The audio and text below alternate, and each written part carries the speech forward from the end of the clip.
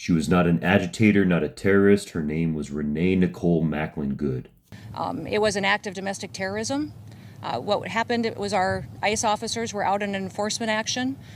They got stuck in the snow because of the adverse weather that is in Minneapolis. They were attempting to push out their vehicle, and a woman attacked them and those surrounding them and attempted to run them over and ram them with her vehicle.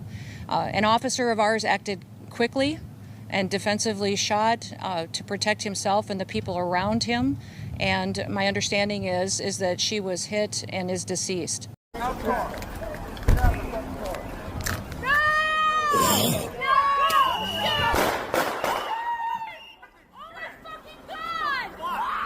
the fuck?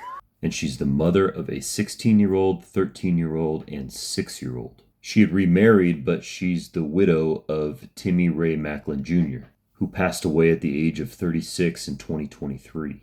And now, thanks to Trump's overcompensating Gestapo, her children are now orphans. Renee described herself on social media as a poet and a writer. She, of course, lived in the South Minneapolis area of Minnesota.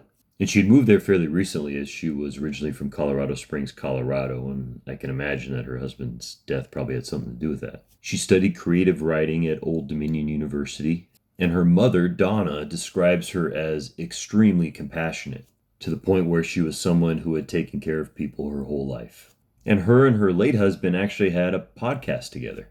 And two of her favorite things to do are movie marathons and messy art. In contrast to all that, the person that called her a terrorist, Kristi Noem, shot a puppy.